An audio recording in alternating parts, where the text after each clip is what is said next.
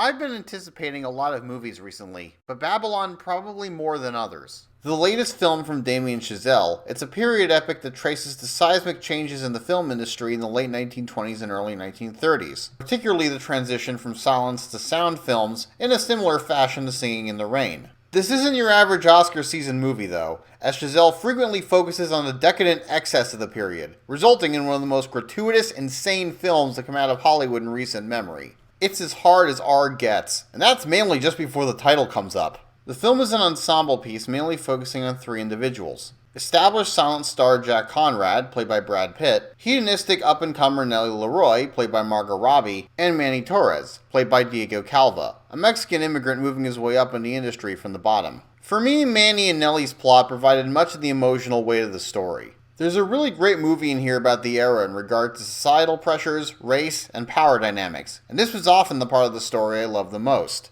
I felt Conrad's story was a bit more standard, and therefore a lot weaker. However, the plot probably won't be what gets this movie attention, as Babylon features what are easily some of the most intense and graphic parties in the history of cinema. It's honestly surprising to see something like this in a prestige movie, and the film does not hold back on the vulgarity, so be prepared. However, it's also in these scenes that the film truly shines from a technical perspective. The staging, costumes, and cinematography are incredible, and while some may wince at the content, it's still a great film to watch. The cinematography and editing in particular do a great job of conveying the insanity of 1920s excess and the intense nature of filmmaking during this period. It's during the first half that the film got the biggest laughs from me. However, things slowed down in both pacing and mood in the second half as things get more dramatic. Without giving too much away, there's also a massive tonal shift near the end that caught me off guard. As a lavish love letter to a bygone era of cinema, it's certainly effective, and if you love movies, there's certainly a lot that'll appeal to you. I do wish I could have loved it a lot more though, and at over 3 hours, it's a lot to handle.